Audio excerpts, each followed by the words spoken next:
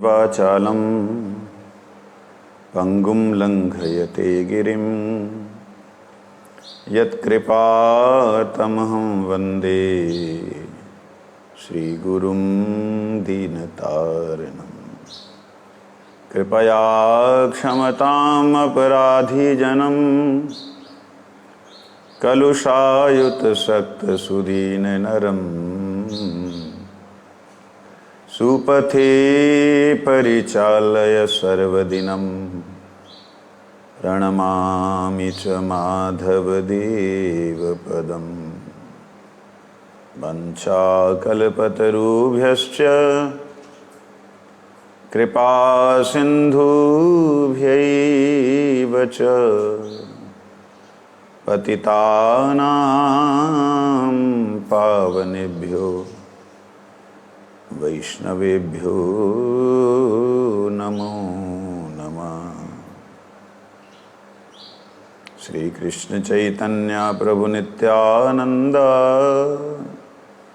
श्री अद्वैत गदाधर श्रीवासादि गौर भक्त वृंद।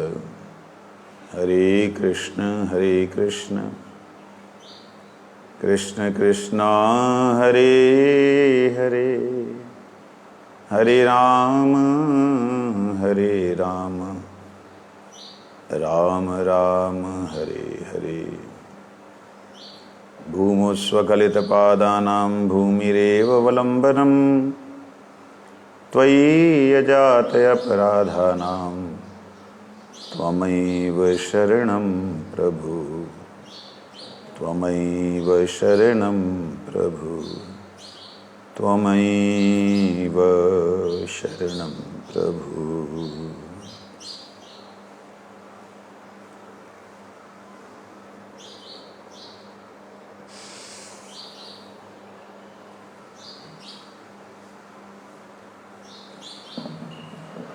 हम लोग 12वें अध्याय को जैव धर्म के श्रवण कर रहे हैं, जहाँ पर साधन और साध्य तत्व के विषय में बोला गया है। जीव का साध्य लक्ष्य क्या है और उसको प्राप्ति का साधन कौन सा है। साध्य अलग अलग हों तो उसी हिसाब से अलग अलग उसके साधन होते हैं। ये बातों को सुनते हुए हम आ रहे हैं।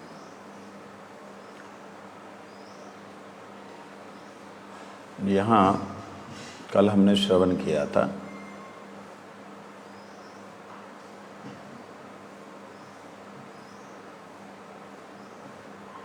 मुक्ति कामी जो है, जहाँ जो मुक्ति चाहते हैं उन लोगों का क्या भाव होता है, वो लोग किस प्रकार से साधन करते हैं, उनका क्या मत होता है। कल हम श्रवण कर रहे थे। वो लोग कर्म को अति तुच्छ मानते हुए, समझते हुए कि ये सब अभी का सुख है इंद्रिय, फिर आमूत्रिक अर्थात इंद्रियां तो होंगी लेकिन मलमूत्र वाली नहीं होंगी, सूक्ष्म शरीर वाली आमूत्रिक इंद्रियां जो हैं, तो उनके द्वारा सुख स्वर्ग इत्यादि देवताओं में जो है, जैसे हम लोगों का 5 तत्वों का शरीर है, इसके ऊपर जो है उसमें पृथ्वी तत्व नहीं है, उसमें 4 तत्वों का शरीर है। उसके जो ऊपर चले जाएं तो उसमें जल तत्व नहीं है, जो ऊपर वाले स्वरूप है। उसके ऊपर चले जाएं जो लोक हैं, वहाँ पे अग्नि तत्व का स्वरूप नहीं है। उसके ऊपर चले जाएं फिर जो है वायुमय शरीर है। उसके ऊपर चले जाएं फिर आकाशमय शरीर है। उसके ऊपर चले जाएं जो ब्रह्मा इत्यादि का जो शरीर है, वो एक तरह से दिव्य शरीर है, और वो ऐसा है कि वो बदलता नहीं है किसी भी तरीके से। उसको जैसे 5 तत्वों के शरीर में विकार होता है, बदलता है, ऐसा नहीं बदलता। ये अंतर है। तो एक के बाद एक सूक्ष्म शरीर है, ये क्या समझ आ रहा है? एक के बाद एक सूक्ष्म शरीर है। तो सूक्ष्म शरीर के द्वारा समझना साधन को, तो कुछ ऋषियों ने, कुछ संतों ने इसको इस तरीके से लिया कि ये सूक्ष्म शरीर और स्थूल शरीर दोनों ही बंधन के कारण हैं, इसके कारण जीव बंधा हुआ है।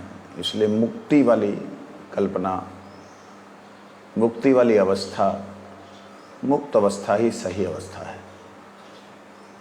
तो उन लोगों ने इस तरीके से कर्मियों को अति तुच्छ समझते हुए छोड़ दिया। क्या कहते हैं? कर्मीगण भुक्ति अर्थात इंद्रिय सुख ही चाहते हैं, मुक्ति का अनुसंधान नहीं करते। तो इसका अर्थ यह है कि वैदिक शास्त्रों में मुक्ति का उल्लेख है ही नहीं? कहते नहीं, ऐसा नहीं है। कतिपय कर्मी ऋषियों का कथन है, समर्थ व्यक्तियों के लिए कर्म करना ही कर्तव्य है, वैराग्य तो दुर्बल व्यक्तियों के लिए है।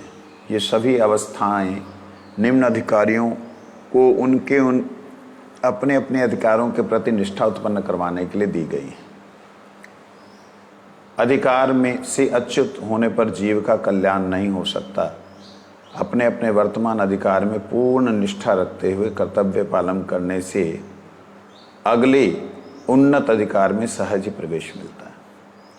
कहते कुछ जो कर्मी ऋषि हुए हैं, जिन्होंने कर्म पे विश्वास किया है, उन कतिपय अर्थात कुछ जो हैं, उन ऋषियों का कथन है कि जो कर्म करके अपना समर्थ के साथ में जाना है तो भगवान के धाम, जैसे दुर्वासा ऋषि महायोगी, उन्होंने ऐसा योग किया कि वो किसी भी लोक में कभी भी जा सकते हैं।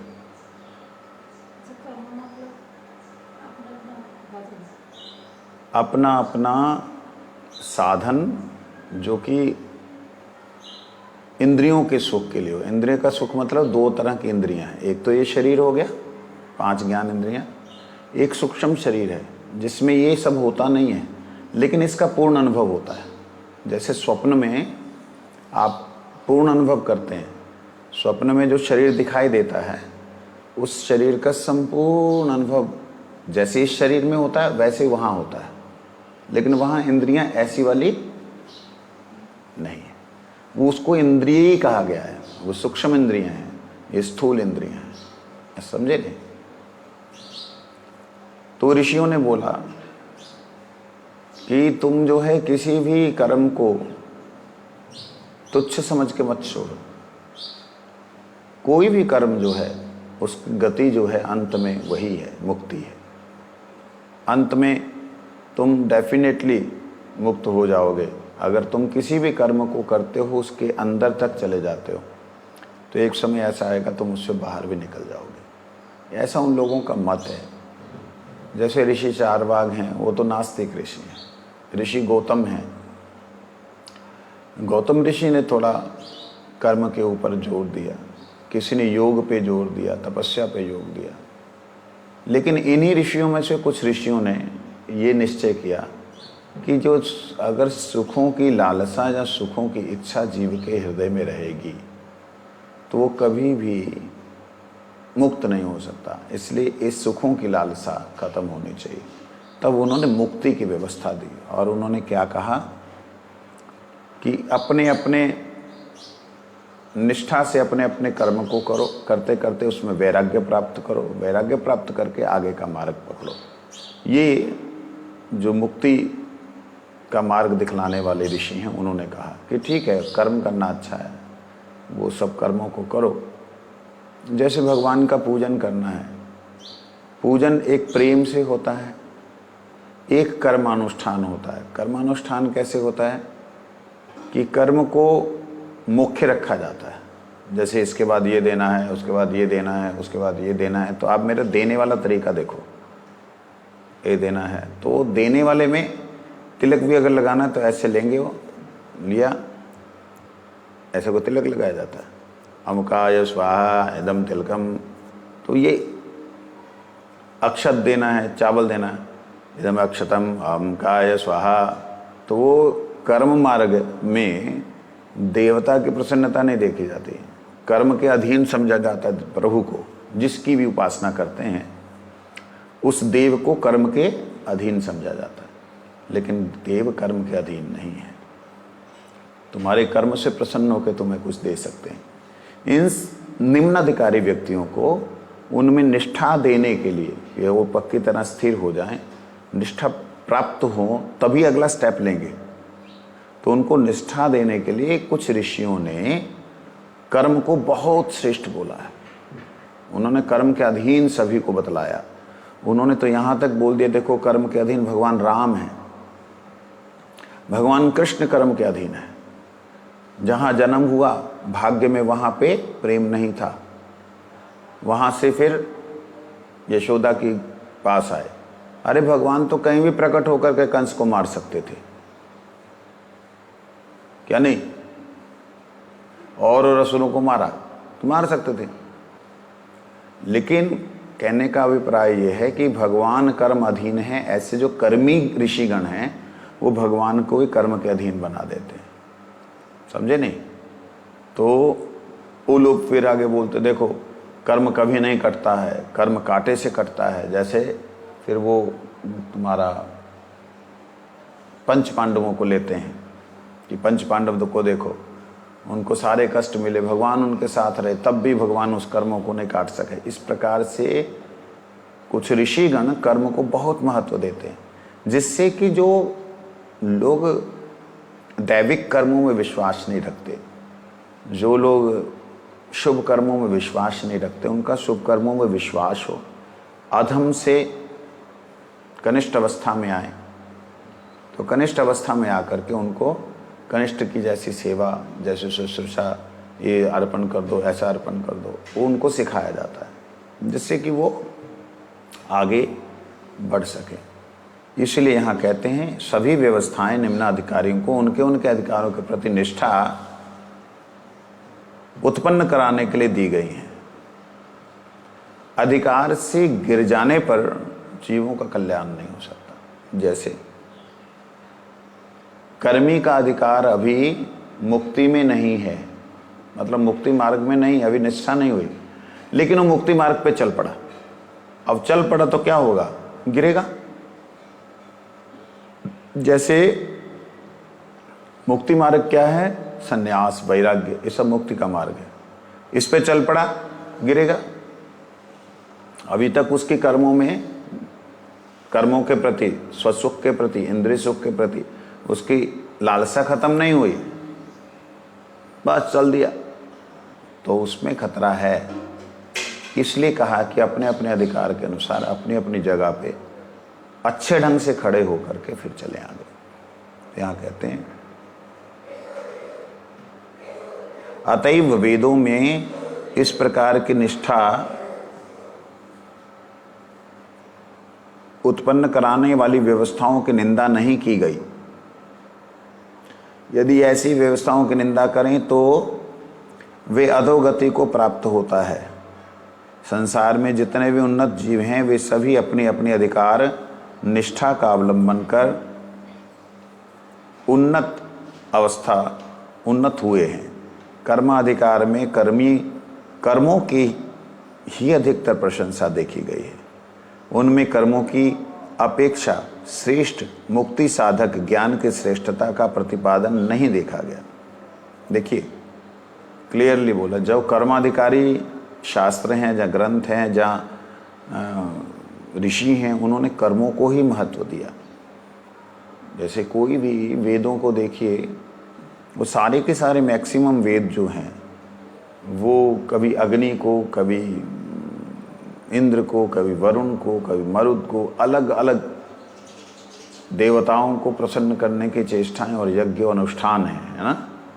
उनमें भक्ति साधन जहाँ मुक्ति साधन की बात, मुक्ति साधन और भक्ति साधन बहुत कम जगह पे देखी जाती है।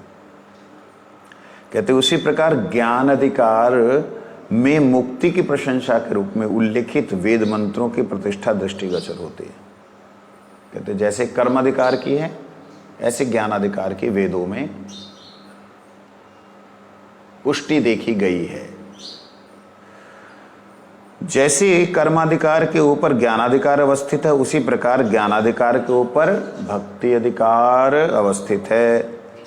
तत्वम असि अहम ब्रह्मस्मि आदि मंत्रों द्वारा ब्रह्म निर्वाण की प्रशंसा से मुमुक्षु व्यक्तियों को उनके अपने अपने अधिकार की निष्ठा उत्पन्न कराई गई है। इसलिए ज्ञान की उत्कर्षता स्थापन करने में कोई दोष की बात नहीं है, तथापि वही चरम नहीं है।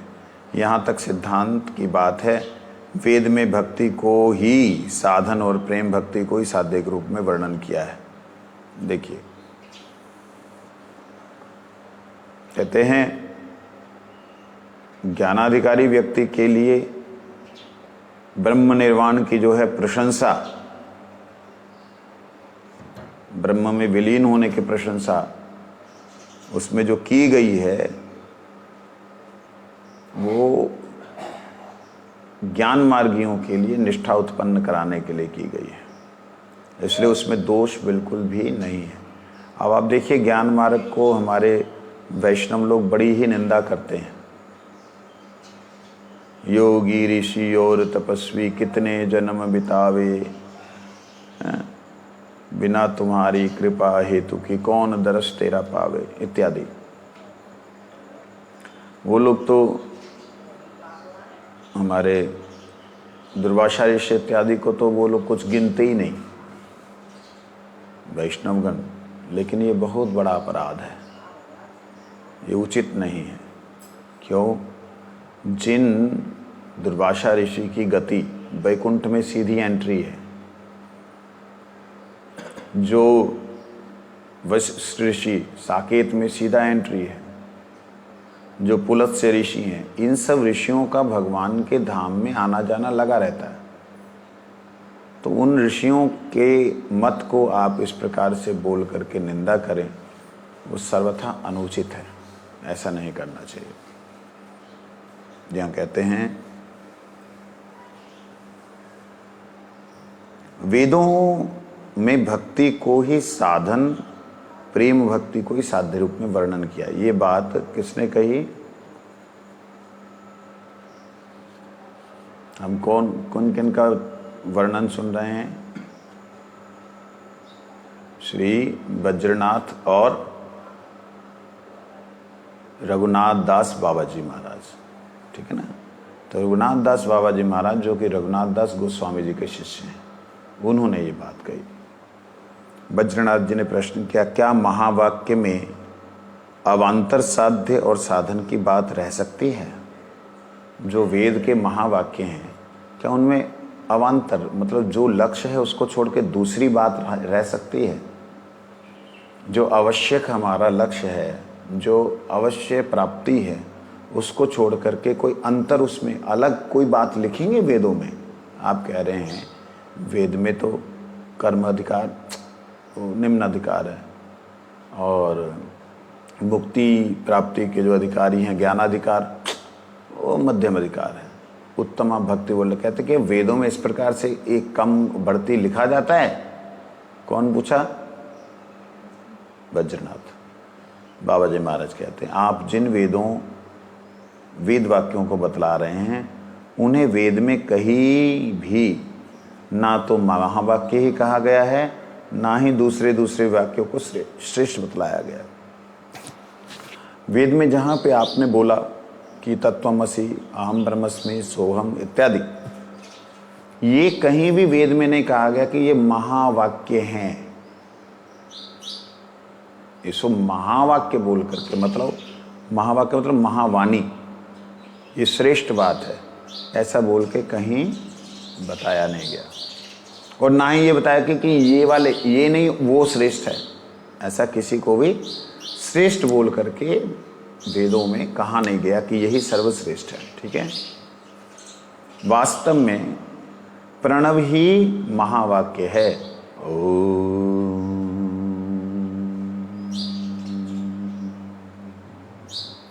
ये जो महावाक्य है, इसी को महावाक्य कहा, प्रणव को। इसके अतिरिक्त सारे वेद वाक्य प्रादेशिक वाक्य हैं। प्रादेशिक मतलब जहाँ जिसकी जरूरत पड़ी, जिस अनुसार से जरूरत पड़ी, वो उसे प्रादेशिक वाक्य कहते हैं। यूँ तो प्रत्येक वेद वाक्य को ही महावाक्य कहने में दोष नहीं है। ऐसे अगर आप कहते हैं कि वेद तो वेद हैं, उनके वाक्य तो प्रत्येक शब्द ही महावाक्य है, अगर आप ऐसे कहें तो फिर कोई भी बात नहीं, फिर तो सारे ही महावाक्य हैं। परंतु वेद का एक मंत्र महावाक्य और दूसरा साधारण वाक्य है, ऐसा बोलना ठीक नहीं। मतलब आप जो मंत्र को बोल रहे हैं वो महावाक्य, दूसरा जो है वो महावाक्य नहीं, ऐसा बोलना उचित नहीं है। ऐसा कहने से मतवाद उठ खड़ा होता है और वेद के निकट अपराधी होना पड़ता है। वेद में कहीं कर्मकांड की प्रशंसा की गई है, कहीं मुक्ति की प्रशंसा कही है। इस प्रकार वेद में नाना अवान्तर साध्य साधनों का वर्णन देखा जाता है, परंतु सिद्धांत स्थल में चरम मीमांसा के रूप में एकमात्र भक्ति को ही साध्य माना गया है। वेद शास्त्र गाय स्वरूप है। इस गाय दोहन करने वाले श्री नंदनंदन ने सिद्धांत स्थल में वेदों के परम चरम तात्पर्य को बतलाया है कि अगर आप वेदों को जानना चाहें तो वेदों का जो निचोड़ है वो नंदनंदन श्री कृष्ण ने किया गीता के रूप में। तो गीता सभी वेदों का निचोड़ है, उपनिषदों का निचोड़ है, जिसके लिए कहा सर्व उपनिषदों गावो दुग्धा गोपाल नंदना पार्थो वत् सुधीर भोक्ता दुग्धम गीतामृतम महत्। सारी उपनिषदें, वेद जो हैं गाय स्वरूप हैं, सारी उपनिषदें गाय स्वरूप हैं। वेद चारों उनके थन स्वरूप हैं, चारों वेद। और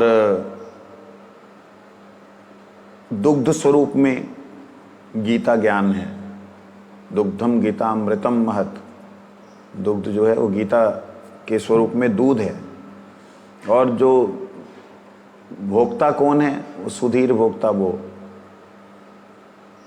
अर्जुन है, जिसको लक्ष्य करके भगवान वो अमृत पिला रहे हैं, चारों वेदों का रस निकाल के। तो यहाँ कहते हैं तपस्विभ्योधिको योगी, गीता जी में, ज्ञानेभ्यो मतोधिका कर्मेभ्यश्चाधिको योगी तस्मात् योगी भवय अर्जुना। 6 अध्याय का 46 नंबर श्लोक। और 47 नंबर श्लोक में कहते हैं योगिनाम अपि सर्वेषां मदगतेनन्तरात्मना श्रद्धावान भजते यो माम स मे युक्ततमो मतः। अर्जुन, समस्त प्रकार के कर्मियों, तपस्वियों तथा ज्ञानियों से श्रेष्ठ योगी होता है। इसलिए तपस्विभ्यो अधिको योगी, तपस्वी से भी अधिक योगी है। ज्ञानीभ्यो मतोधिका, ज्ञानी से भी श्रेष्ठ मेरा मत है, योगी है। कर्मेभ्याश्चाधिको योगी, और कर्मी से भी श्रेष्ठ योगी है। तस्मात्, वो योगी बन। अब बुद्धि भ्रमित हो गई कि आप शुरू से ही कर्म योग, ज्ञान योग, कितने योगों को आप प्रत्येक अध्याय को योग बोल रहे हो। देखा जाए तो ऋषियों ने 18 अध्याय जो भगवान ने कहे, अध्याय बाद में बनाए, अध्याय भगवान ने नहीं बोले कि पहला अध्याय अर्जुन समाप्त हुआ, भगवान ने नहीं कहा। तो वो तो ऋषि लोगों ने अध्याय बनाए, उनका तो वार्तालाप सीधा सीधा चलता गया। तो उस वार्तालाप में भगवान ने जो अर्जुन को ये बात कही कि जो तप करने वाले योगी हैं, जो हठ योगी कहते हैं, उन्हें क्या कहते हैं? हठ योगी। जो हठ करके बैठ गए, हठीले हैं, मना के रहेंगे, तो हठीले योगी,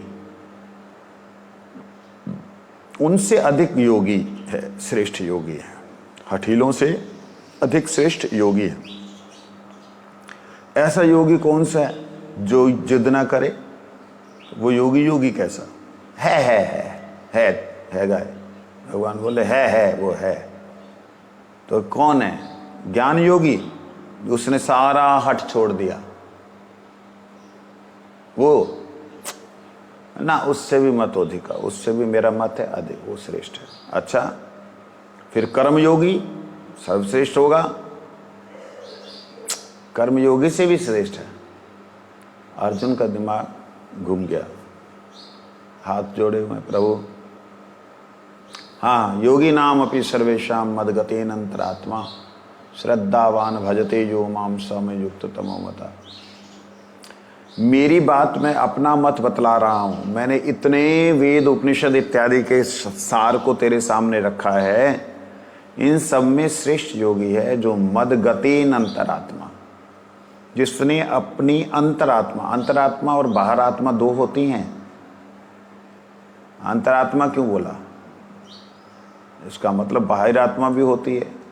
हाँ, बाहर आत्मा कौन सी है?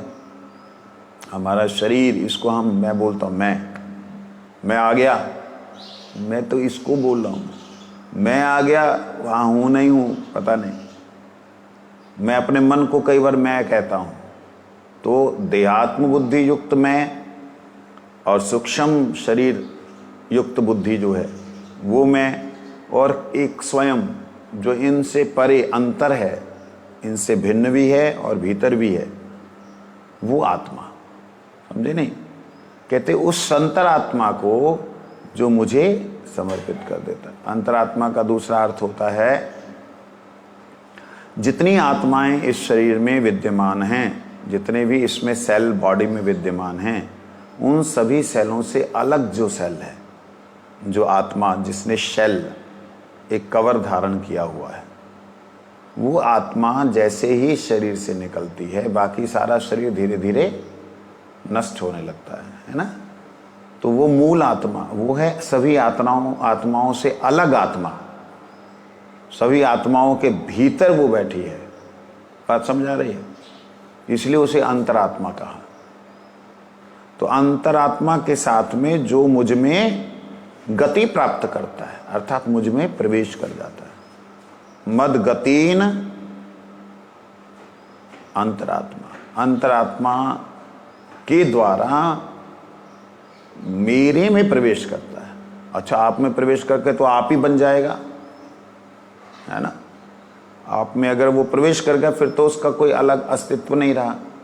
तो मद बोलने का मतलब है भगवान का धाम। भगवान बोलने का मतलब भगवान समस्त एक ही तत्व है।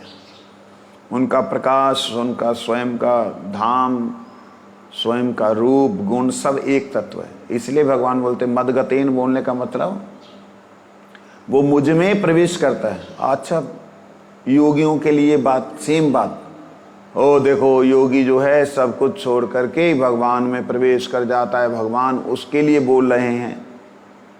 कर्मी बोलेगा देखो सारे कर्मों को निरापन करके भगवान में प्रवेश कर जाता है, उसके लिए बोल रहे हैं। लेकिन भगवान किसके लिए बोल रहे हैं, ये बात अगली लाइन में कहते हैं। श्रद्धावान भजते यो माम, मुझ में प्रवेश करके जो श्रद्धा के सहित मेरा भजन करता है, स में युक्त तमो मता।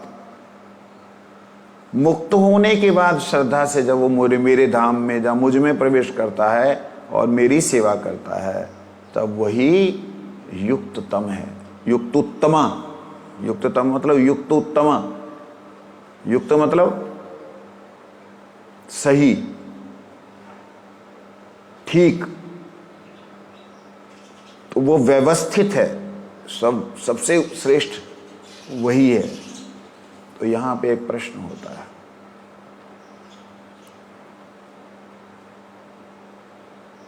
भगवान में प्रवेश करने का क्या मतलब है? जैसे कोई व्यक्ति आए, वो आकर के अपने गुरुदेव के चरणों में शरणागत हो। शरणागत होने का मतलब उसने अपना समर्पण पूरा कर दिया, वो गुरु जी के आश्रम में प्रवेश कर गया। अब गुरुदेव के आश्रम में प्रवेश करने के बाद गतेन मद गतेन, मेरे में मतलब मेरे धाम में, मेरी लीला में, मेरी क्रियाओं में प्रवेश करने के बाद में वो श्रद्धा के सहित भजन करता है, तब जाके वो युक्ततम है, अन्यथा साधारण है ये बात। आगे कहते हैं गीता में ही, श्वेताश्वर उपनिषद में, यस्य देवे परा भक्तिर यथा देवे तथा गुरु तस्य ये ते कथिता हयर्था प्रकाशन्ते महात्मना। तस्य ये ते कथिता हयर्था प्रकाशन्ते महात्मना। कहते हैं अब वेदों में बतलाना है ना, तो श्वेताश्वर उपनिषद के अंदर क्या लिखा है उसको बतला रहे हैं। यस्य देवे पराभक्ति, जैसी भक्ति परमात्मा में, पराभक्ति मतलब परमात्मा भक्ति, तो देव कौन से देव? जो परमात्मा देव हैं, जो श्रेष्ठ देव हैं। तो पराभक्ति और अपराभक्ति भी है क्या? भक्ति में भी कम बढ़ती होता है, श्रेष्ठ भक्ति और निकृष्ट भक्ति भी होता है क्या? हाँ, जहाँ स्वसुख इच्छा है वहाँ पे श्रेष्ठ नहीं है, जहाँ भगवान के सुख की इच्छा है वही श्रेष्ठ है। माँ बेटी को देखती उसको समझ आ रहा है कि नहीं आ रहा, बेटी माँ को देखती उसको समझ आ रहा है कि नहीं आ रहा है?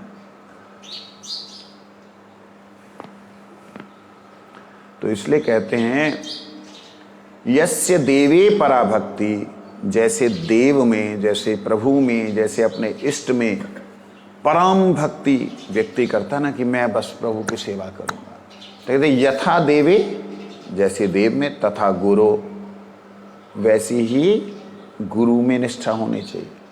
मतलब गुरु भगवान की तरह हैं, भगवान ही गुरु रूप से हैं, ऐसी भावना के सहित जब जीव गुरु की सेवा करता है, तस्य एते कथिता है अर्था। कहते जो अभी तक मैंने तुम्हें एते कथिता, अभी तक जो मैंने तुम्हें सिद्धांत, जो मैंने अभी तक तुम्हें जितना भी ज्ञान दिया है, वो हो सकता है तुम्हें वो प्रकाशित ना हो, लेकिन अगर तुम्हारी भगवान के जैसी अपने गुरु में निष्ठा है अर्था। कहते मैंने बतला तो दिया है, लेकिन उसके अर्थ तुम्हारे को प्रकाशित नहीं हुए, केवल सूत्र प्रकाशित है। सूत्र और अर्थ का मतलब क्या हो गया? सूत्र का मतलब क्या होता है? सूत्र मतलब क्या होता है? सुन रही हो?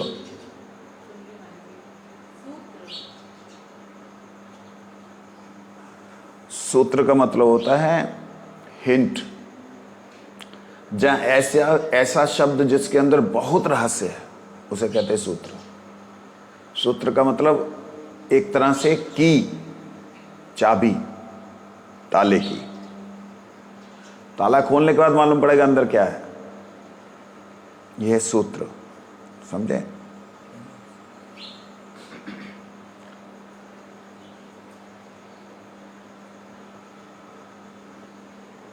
सूत्र रूप से कहे गए जितने भी शब्द हैं, ज्ञान का जो भी साधन बतलाए हैं, वो सारे के सारे प्रकाशित अर्थ नहीं हैं।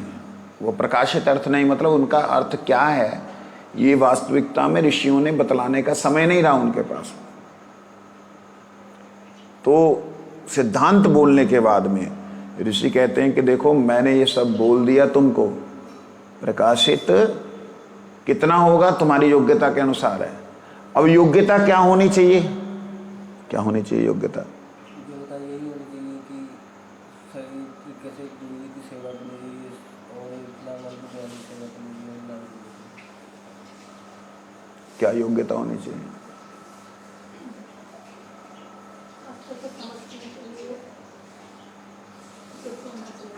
हाँ, क्या योग्यता होनी चाहिए?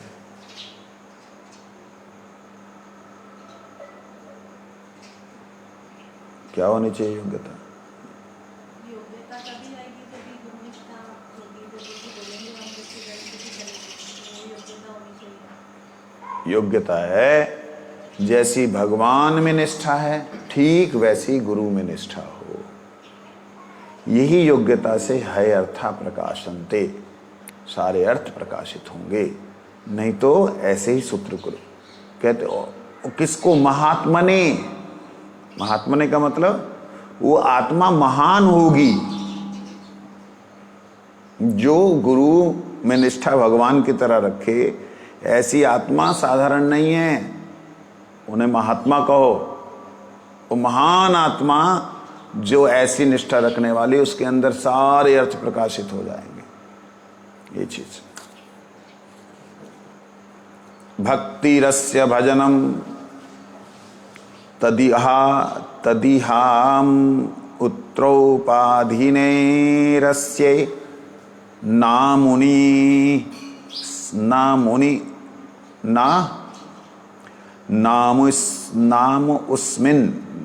उस्मिन मनसा कल्पनम। गोपाल तापनी उपनिषद।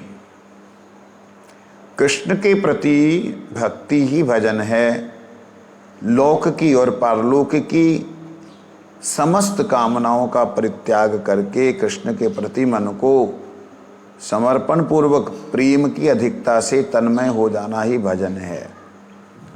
भक्ति रस्य भजनम तद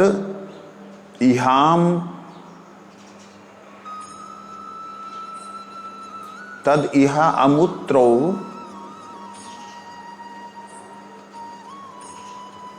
तद इहामुत्र उपाधीनैर अस्येनाम अस्मिन् मनसः कल्पनम।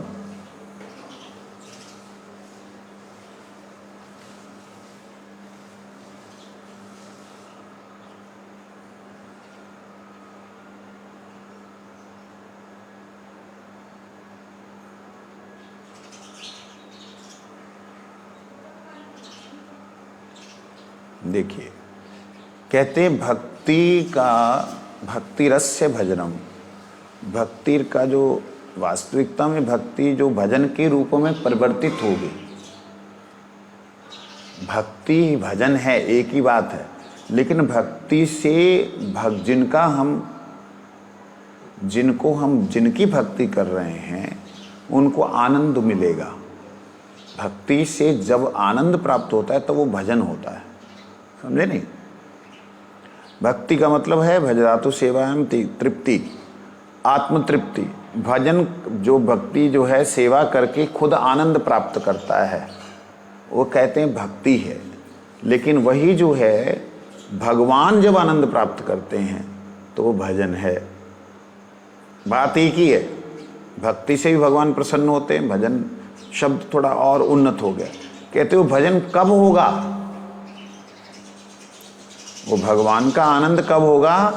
तद इहा, वो सब यहाँ का अम उत्तरो, और यहाँ और वहाँ की जितनी भी पाधि हैं, जितने भी उनकी उपाधियां हैं, जितने भी प्रकार के उनके सुख हैं, उन सुखों को जो छोड़ करके, मन से छोड़ करके जो भगवान के भजन का कल्पना करता है, भगवान के भजन का भाव रखता है, वास्तविकता में वही श्री कृष्ण के प्रति और आनंद, कृष्ण का आनंद वर्धन करता है और स्वयं को आनंद प्राप्त करता है। ये थोड़ा सा कठिन सा लगा होगा आपको, इसको मैं थोड़ा सरल कर देता हूं।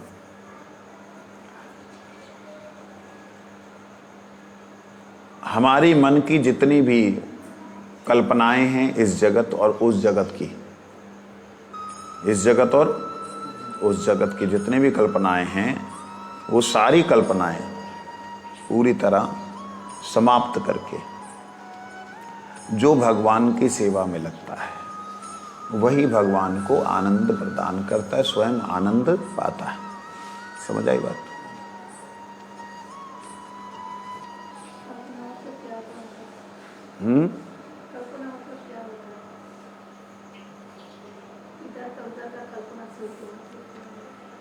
इच्छाएं, इस संसार में रहने की इच्छा, स्वर्ग सुख, मुक्ति सुख, ये सब मतलब मृत्युमय संसार 14 भवन, और इससे ऊपर इससे अलग मुक्तिमय संसार मतलब 14 भुवनों का, ब्रह्मांड का सुख, मुक्ति के सुख को जो छोड़ करके यहाँ और उत्तर, इससे और उससे परे दोनों को छोड़ करके जो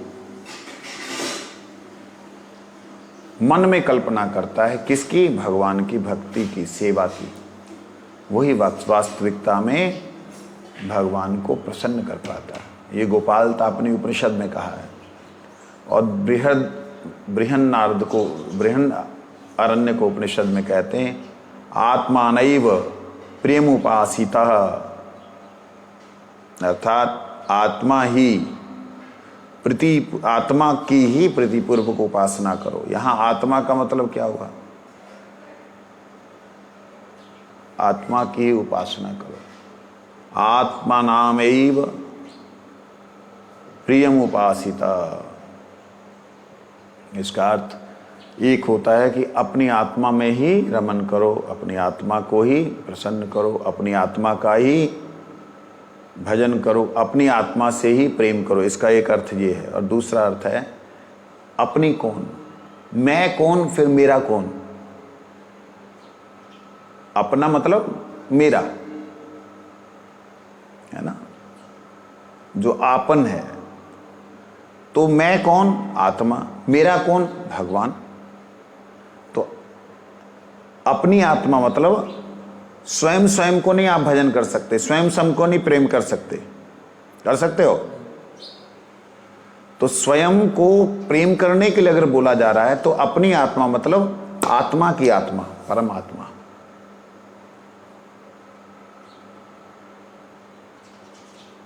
उपासिता मतलब उनके नजदीक बैठ करके उनकी सेवा करना, उनके नजदीक रहते हुए उनकी सेवा करना, यह है उपासना। समझे नहीं? आत्मा व अरिद्रष्टव्य श्रोतव्यो मंतव्यो निधिध्यासितव्य। बृहन्न नारद को उपनिषद, बृहन्न अरण्य को उपनिषद है। मैत्री परमात्मा का दर्शन ही, परमात्मा का ही दर्शन करना होगा, श्रवण करना होगा तथा अनवरत चिंतन करना होगा। मैत्री को जो यहाँ पे लक्ष्य करके बोल रहे हैं कि आपको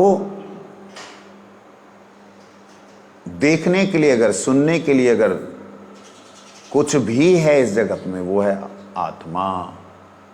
बाकी किसी को देखना सुनने का कोई वो नहीं है, महत्व नहीं है। क्यों? जो भी बाकी देखने सुनने वाला है सब नष्ट होने वाला है। तो आत्मा की आत्मा, परमात्मा ही देखने योग्य हैं। आत्मा की आत्मा परमात्मा के बारे में ही सुनने योग्य है और उन्हीं का अध्यासन करना चाहिए, उन्हीं का अनावरत चिंतन करना चाहिए। आज यहाँ पे से हम छोड़ते हैं। वांछा कल्पतरुश्च कृपा पतितानां पावनेभ्यो वैष्णवेभ्यो हरिहराय नमः। कृष्ण यादवाय नमः, यादवाय माधवाय केशवाय नमः। गोपाल गोविंद राम श्री मधुसूदन गिरिधारी गोपीनाथ मदन मोहन।